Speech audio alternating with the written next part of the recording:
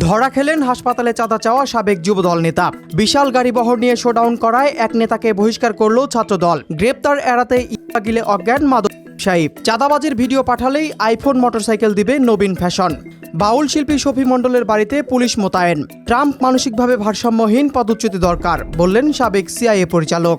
CKD হাসপাতালে চাঁদাবাজির অভিযোগে সাবেক যুবদল নেতা মঈন সহ 7 জনকে গ্রেপ্তার করেছে র্যাব। প্রধান অভিযুক্ত মঈনকে নড়াইলের কালিয়া এবং সহযোগী লিটন ও সুমনকে শেরেবাংলা নগর থেকে আটক করা হয়। অন্যরা হলেন ফেলান, রুবেল, স্বপন ও শাওন। জানা গেছে মঈন জোরপূর্বক হাসপাতালে বেশি দরে চাল ও ডিম সরবরাহ করতেন। বাধা দেওয়ায় 10 এপ্রিল কিডনি বিশেষজ্ঞ ডাক্তার কামরুল ইসলামের সিকেডি হাসপাতালে মব তৈরি করে আতঙ্ক ছড়ান। এ ঘটনায় শেরেবাংলা নগর থানায় মামলা করেন ওটি ইনচার্জ আবু হানিফ।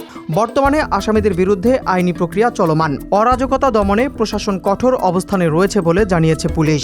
বিশাল গাড়িবহর নিয়ে শোডাউন করায় এক নেতাকে বহিষ্কার করল ছাত্রদল। জ্বালানি সংকটের মধ্যেই এমন কার্যক্রম চালানোয় কেন্দ্রীয় ছাত্রদলের বিজ্ঞপ্তিতে এই সিদ্ধান্তের কথা জানানো হয়। অব্যাহতি পাওয়া ওই নেতা নাটোরের গুরুদাসপুর উপজেলা ছাত্রদলের ভারপ্রাপ্ত আহ্বায়ক মাসুদ রানা প্রামাণিক। জানা গেছে আসন্ন উপজেলা নির্বাচনে নিজের প্রার্থিতা জানান দিতে 12 এপ্রিল অর্ধশত গাড়িবহর নিয়ে শোডাউন করেন মাসুদ রানা। দেশে চলমান তীব্র জ্বালানি সংকটের বিপরীতে এমন অপচয় ও শৃঙ্খলা ভঙ্গের ভিডিও ভাইরাল হলে ব্যাপক সমালোচনা হয়। দলের ভাবমূর্তি রক্ষায় কেন্দ্রীয় সভাপতি রাকিবুল ইসলাম ও সাধারণ সম্পাদক নাসির উদ্দিন এই বহিষ্কার আদেশ অনুমোদন করেন।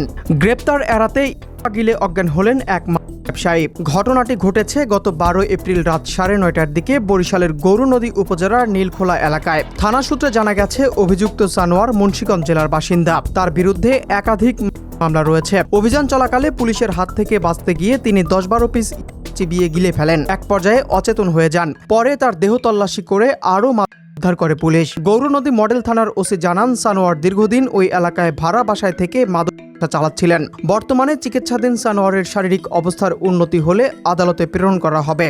চাঁদাবাজির ভিডিও পাঠালেই দেওয়া হবে আইফোন মোটরসাইকেল। চাঁদাবাজ নির্মূলে ফেসবুকে এমন ঘোষণা নবীন ফ্যাশনের। সেরা তথ্যদাতার জন্য প্রথম পুরস্কার আইফোন 17 প্রো ম্যাক্স, দ্বিতীয় পুরস্কার ক্যানন ডিএসএলআর এবং তৃতীয় পুরস্কার হিসাবে থাকছে 125 সিসি মোটরসাইকেল। চতুর্থ ও পঞ্চম বিজয়ীর জন্য অ্যান্ড্রয়েড টিভি এবং প্রাথমিক তথ্যদাতাদের দেওয়া হবে ব্র্যান্ডের পাঞ্জাবি। 13 এপ্রিল থেকে 30 মে পর্যন্ত চলবে এই কার্যক্রম। দেশের যে কোনো স্থানের চাঁদাবাজির ভিডিও ও সংশ্লিষ্ট ব্যক্তির পরিচয় নির্দিষ্ট হোয়াটসঅ্যাপ নম্বরে পাঠাতে হবে। পোস্টে ব্র্যান্ডটি জানায় তথ্যদাতার পরিচয় শতভাগ গোপন রাখা হবে। সমাজ থেকে চাঁদাবাজি নির্মূলে সাধারণ মানুষকে সম্পৃক্ত করতেই এই উদ্যোগ।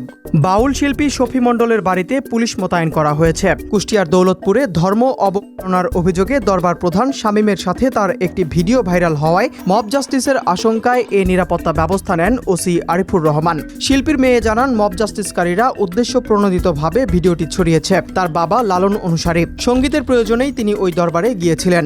বর্তমানে শফি মণ্ডল ঢাকায় অবস্থান করছেন।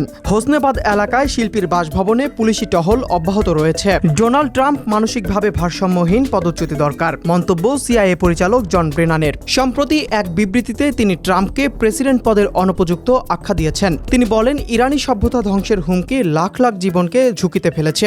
পারমাণবিক অস্ত্র ভাণ্ডারের চাবিকাঠি এমন মানসিকভাবে ভারসাম্যহীন ব্যক্তির হাতে থাকা চরম বিপজ্জনক। ট্রাম্পকে অপসারণের জন্য মার্কিন সংবিধানের 25তম সংশোধনী প্রয়োগের দাবি তুলেছেন তিনি। সাবেক সিআইএ পরিচালক বলেন, 25তম সংশোধনী সম্ভবত ট্রাম্পের মতো পরিস্থিতির কথা ভেবেই লেখা হয়েছিল। এদিকে 70 জনের বেশি ডেমোক্রেট সদস্য তাকে অপসারণে একমত হলেও ভাইস প্রেসিডেন্ট ভ্যান্স ও ক্যাবিনেট ট্রাম্পের অনুগত থাকায় বর্তমানে এই সম্ভাবনা ক্ষীণ।